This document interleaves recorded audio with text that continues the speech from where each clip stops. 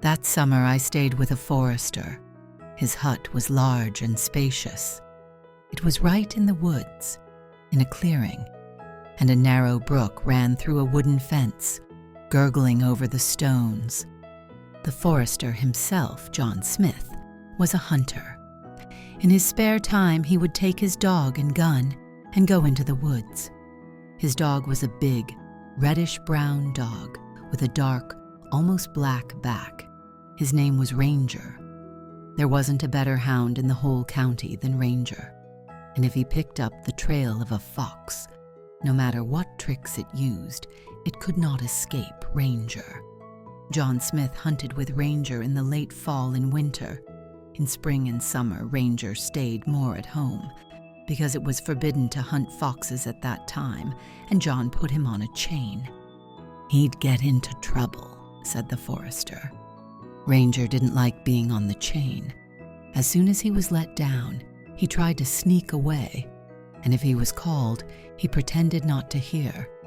Sometimes, however, with Peter, the forester's son, we took Ranger with us into the woods.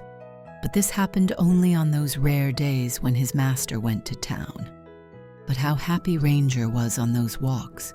He was always ahead, sniffing everything, looking for something. A partridge would fly up from under his feet, flapping its wings fearfully, or a wild turkey would rise noisily. Such a walk usually ended with Ranger running away from us. He would find the trail of a fox or hare and instantly disappear. His loud barking sounded far away in the forest, and no matter how many times we called Ranger, he never came. Ranger came back in the evening, tired, with sunken flanks. He would come in, wagging his tail guiltily, and immediately go into his kennel. Once, during a walk, Ranger had no sooner run away from us than we heard his loud barking. He was barking somewhere very close, and Peter and I ran to see who he had found. We saw Ranger in a clearing. He was barking and jumping around a big old stump, trying to get something out from under the roots, and even gnawing the bark with anger. "He must have found a hedgehog," Peter shouted to me. "We'll get him now." I grabbed Ranger by the collar and pulled him aside, and Peter took a stick and stuck it under the stump to get the hedgehog out. But no sooner had he stuck the stick in than a small gray animal jumped out and darted across the clearing. "Foxy, Foxy!" Peter shrieked in a low voice as he ran after it. The fox was still small and inexperienced. He was scrambling under Peter's feet, but he couldn't catch him. I couldn't help him either, as I could barely hold Ranger, who was tearing toward the animal. At last, Peter managed to drive the fox into the bushes and hold it down with his cap. The captured animal did not resist any longer. Peter put it in a berry basket and tied a handkerchief on top to keep it from jumping out, and we went home. At home, Peter's mother was not very happy about our discovery. She even tried to object, but Peter begged so much to be allowed to keep the little fox that Mary Smith finally agreed. "All right, go ahead. Only Father might still object," she said finally. But Father said yes too, and the fox stayed. The first thing we did was to make a home for him. Peter brought a crate from the barn, and we started to make a cage out of it. One side of the box was covered with wire mesh, and in the other side, we cut a door. When the cage was ready, we put straw in it and let the fox in. But no sooner we let him out, as the animal immediately went into the corner of the box and hid in the straw. He wouldn't even eat the meat he was supposed to eat, and when Peter moved a piece with his chopstick, he growled angrily and grabbed it with his teeth. For the rest of the day, the fox sat in his corner, but as soon as night came and everyone went to bed, he started whining, yapping, and scratching the net with his paws so much that he even hurt his foot. Peter was very upset when he saw the wounded paw of the fox in the morning, but we consoled him, saying that now the fox was tagged, and even if he left, we would recognize him by his trail. Peter and I spent the next few days taming our new pet, but it wasn't so easy. He was still wild, and as soon as someone approached the cage, hurried to hide in a corner. A week passed. During that time, we never once let Ranger off the chain. After all, he was free to tear the weak mesh of the cage and gnaw the fox. But one day, sitting on the porch with Peter, we suddenly heard the chain jingle. We turned around, and to our horror, we saw Ranger. He was off the leash and heading straight for the fox. "Ranger, get back, Ranger!" I shouted, rushing toward him. But it was too late. Ranger stood beside the cage. His fur was up, and he was ready to lunge at the fox, growling viciously. But the fox, instead of hiding from the huge, angry dog, suddenly whimpered and crawled toward him. He wagged his tail, climbed almost into the dog's mouth, and tried to lick it. Such a reception, apparently, embarrassed Ranger himself. His fur, which had stood on end, settled down, and without any malice, he began to sniff through the net at the whimpering baby. Then he wagged his tail and licked the animal. From that day on, the fox and the dog became friends. As soon as Ranger was released from the chain, he first of all ran to his new friend, and so, one behind bars and the other free, they would play a game. The fox would grab some bone or straw in his teeth, run around the cage and invite Ranger to play. And Ranger, just like a puppy, would jump around the cage and bark. But his barking was not angry now, and the fox was not afraid of him. Peter and I liked this friendship very much. We were not even upset that the animal still shunned us and did not get used to us.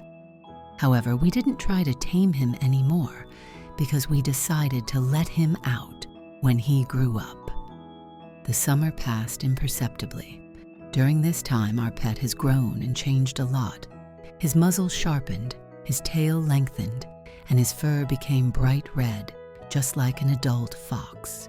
He was still friends with Ranger, but he could no longer jump and play in the cage. The fox had gotten so big that he was cramped in the old cage. "What if we let him out into the woods now?" I suggested to Peter one day.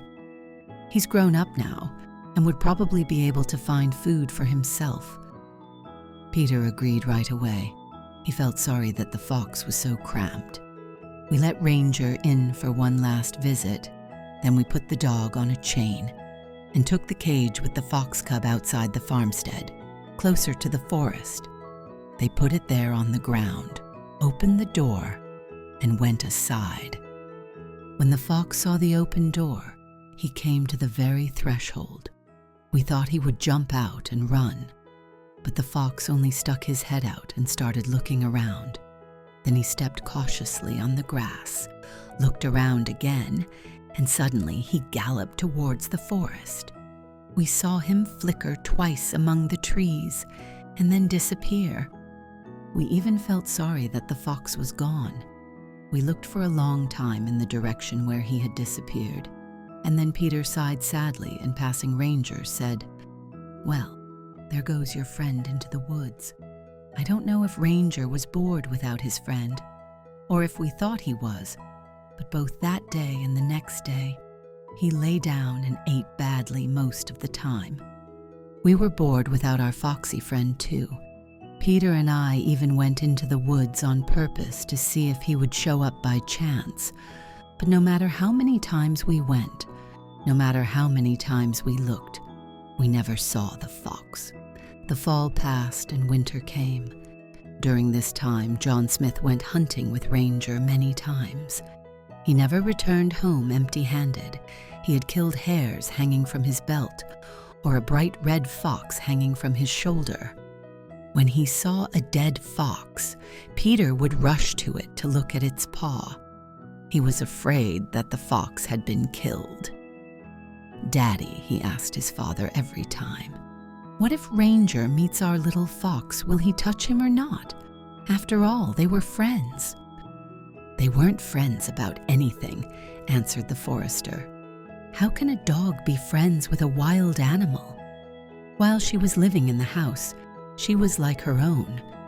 But when she went into the forest, she was not to be caught. "And you, Daddy, when you go hunting, still look at the trail," Peter persisted. "If you see that there is no toe on the right paw, then it's ours. Don't shoot." Peter was sure that Ranger wouldn't hurt his fox. He was only worried that his father wouldn't shoot the fox. But there was no sign of the fox with the distinctive paw.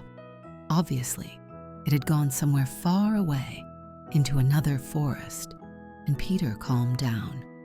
But one day, toward the end of winter, when John Smith was hunting with Ranger, he suddenly picked up a fox. John guessed at once that it was a fox, not a hare. If Ranger was chasing a hare, he barked often and loudly, but if he was chasing a fox, he barked seldom and viciously. The fox must have been inexperienced, John could tell from the dog's voice. The dog followed the fox almost in an even circle, and having roughly determined where the animal should run, the forester hurried to meet it. But what was it? Why had Ranger's barking suddenly ceased? Perhaps the dog had been intercepted by a wolf, as happens in hunting, and John ran toward the direction from which he had last heard the dog's barking. He hadn't gone a few hundred paces when he came across the tracks of a dog and a fox. The tracks went through a ravine and went somewhere further into a small shrubbery, whence came a squeal. "The fox is squealing," John guessed at once, jumped over the ravine, pushed the bushes apart, and was stunned.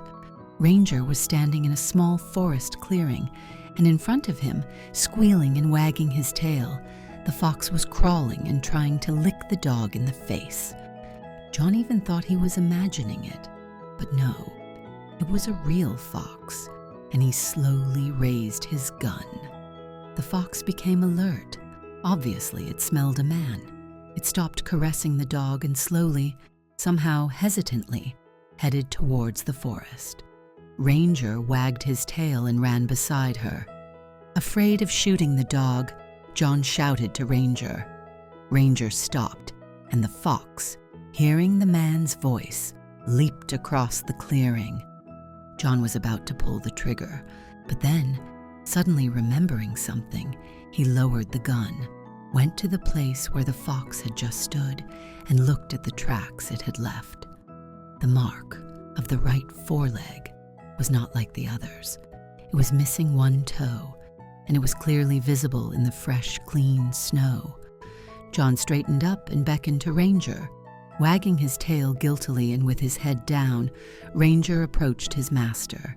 He walked up and stopped, waiting for the punishment he deserved. But John did not punish him.